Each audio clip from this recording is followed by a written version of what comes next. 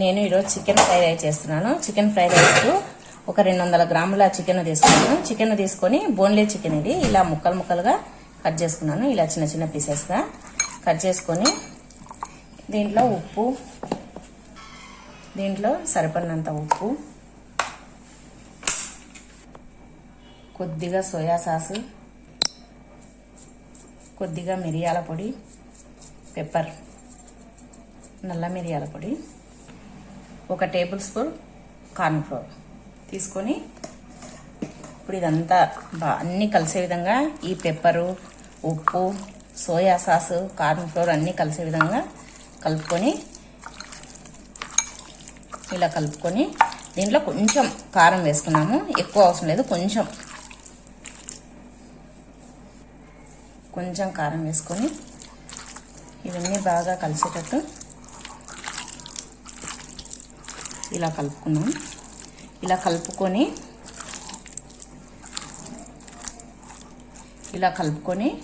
దీన్ని ఒక 15 మినిట్స్ ఇలాగే మగ్గనియాలి. పక్కన పెట్టేసాం మూత పెట్టేసి. ఇప్పుడు అది కలిపి పెట్టుకున్నాం కదా చికెన్. ఇప్పుడు ఫ్రై రైస్కు కావాల్సినవి పదార్థాలు: క్యారెట్ ముక్కలు, క్యాప్సికమ్ ముక్కలు, అల్లం ముక్కల్ని ఇలా చిన్న చిన్న పీసెస్గా కట్ చేసుకున్నాను. తర్వాత వెల్లుల్లిపాయ ముక్కలు, వెల్లుల్లిని తీసుకొని ఇలా ఒలుచుకొని చిన్న చిన్న పీసెస్గా కట్ చేసుకున్నాను. తర్వాత ఆనియన్స్ ఒక చిన్న ఆనియన్ తీసుకొని చిన్న చిన్న ముక్కలుగా కట్ చేసుకున్నాను. ఇప్పుడు పెప్పరు దాంట్లో కొంచెం కారం వేసాం కదా, ఇంకొంచెం కారం వేసుకోవాలి. తర్వాత సోయా సాసు, తర్వాత వెనిగరు,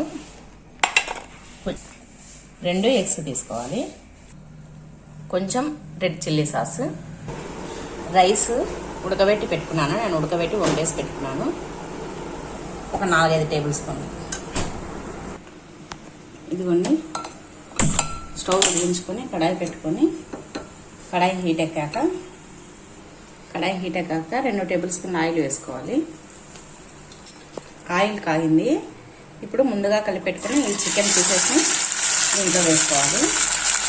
వేసుకొని ఒక 5 or 6 మినిట్స్ దీన్ని మగ్గనివ్వాలి.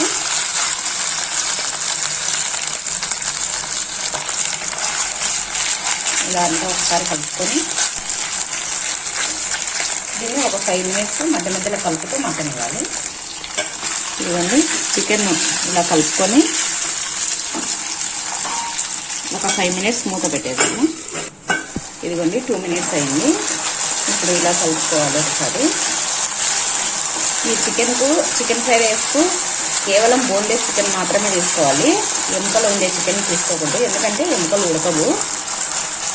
ఇలా కలుపుకొని మళ్ళీ ఒక 3 మినిట్స్ పెట్టుకోవాలి. ఈలోపు మనము ఎగ్స్ను ఇలా ఒక బౌల్లోకి వేసుకోవాలి.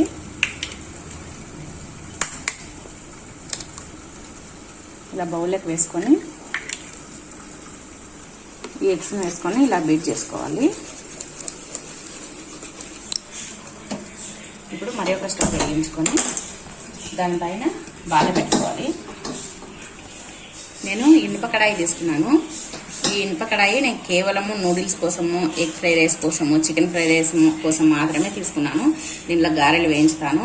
ఎందుకంటే ఇవి నూడిల్స్, చికెన్ ఫ్రై చేసుకోవడానికి ఈ బాలె కన్వీనియంట్గా ఉంటుంది, వెడల్పుగా ఉంటుంది కదా, అందుకోసమని ఈ బాలెం తీసుకున్నాను. ఇప్పుడు బాలె హీట్ ఎక్కింది. దీంట్లో ఆయిల్ పోసుకోవాలి. ఈ ఆయిల్ కాగేలోపు ఒకసారి ఇవి చూద్దాము చికెన్ ఎలా వేగుతుందా. ఇదిగోండి, చికెన్ వేగిపోతుంది. ఇంకొక 1 మినిట్ మగ్గిపోతే సరిపోతుంది. ఇవన్నీ ఆయిల్ వేగింది. ఇప్పుడు దీంట్లో తరిగి పెట్టుకున్న వెల్లుల్లిపాయలు, తరిగి పెట్టుకున్న అల్లం ముక్కలు వేసుకొని ఒకసారి కలుపుకున్నాం. ఒకసారి కలుపుకొని కొద్దిసేపు దీన్ని ఉడకనివ్వాలి ఆయిల్లో. తర్వాత ఈ తరిగి పెట్టుకున్న ఆనియన్, తర్వాత తరిగి పెట్టుకున్న క్యారెట్ ముక్కలు, తర్వాత క్యాప్సికమ్ ముక్కలు ఇవన్నీ వేసేసి ఇలా బాగా వేసుకోవాలి.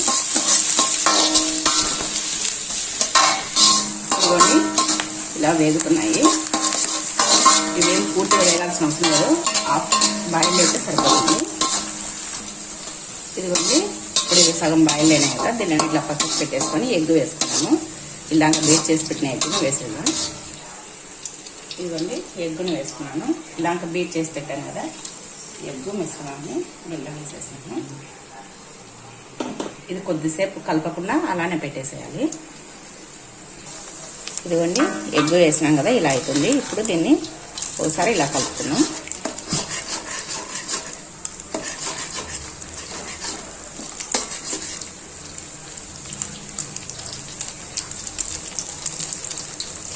ఇదిగోండి ఎగ్ ఉడుకుతుంది. ఇప్పుడు ఈ కూరగాయ ముక్కల్ని కూడా దీంట్లోకి అనేద్దాం. దీంట్లోకి అనేసి బాగా కలుపుకోవాలి. ఈ ఎగ్గును ఇలా పీసులుగా అనుకోవాలి.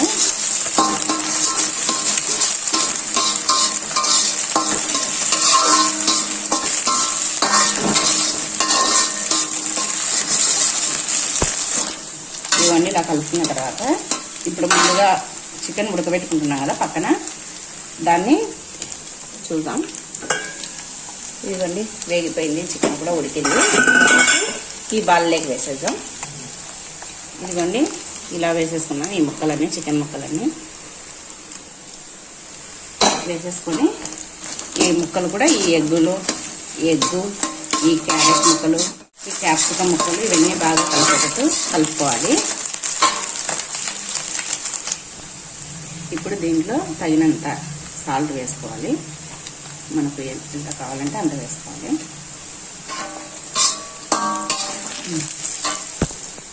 తర్వాత కొద్దిగా సోయా సాస్ వేసుకోవాలి.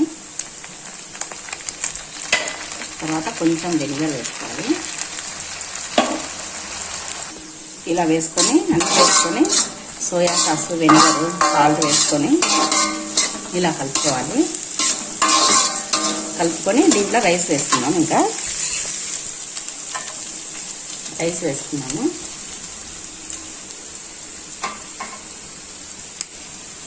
ముందుగా ఉడకబెట్టి పెట్టుకున్న ఈ రైస్ని వేసుకున్నాము.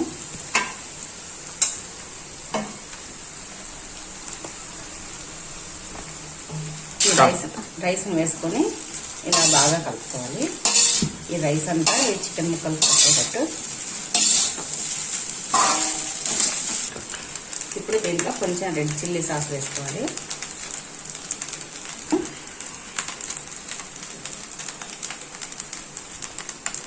కొంచెం పెప్పర్ పొడి,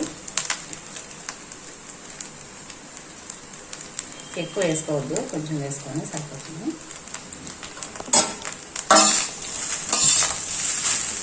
వేసుకొని అన్నీ ఇలా బాగా కలుపుకోవాలి. ఈ చిల్లీ సాసు, కారము, పెప్పర్ పౌడరు ఇవన్నీ కలిసేటట్టు బాగా కలుపుకోవాలి. ఇదిగోండి ఇలా అంతా కలుపుకొని ఒక 2 మినిట్స్ మగ్గనివ్వాలి. చికెన్ ఫ్రైడ్ రైస్ రెడీ అయిపోయింది. ఎంతో వేడివేడిగా ఉండే చికెన్ ఫ్రైడ్ రైస్ రెడీ అయింది. ఇప్పుడు స్టవ్ ఆపేస్తున్నా.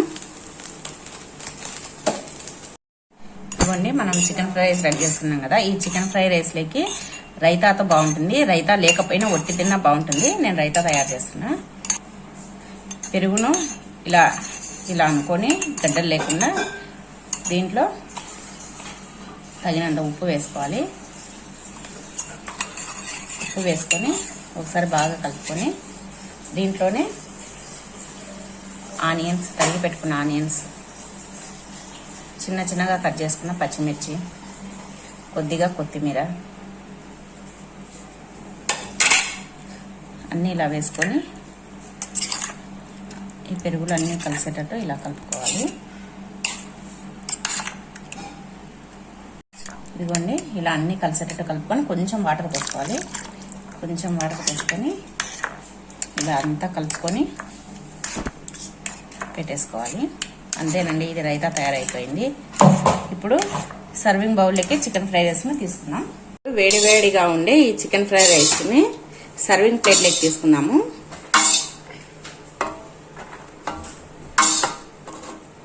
ఎంతో టేస్టీగా ఉండే ఈ చికెన్ ఫ్రైడ్ రైస్ను మీరు కూడా ట్రై చేయండి ఇంట్లో.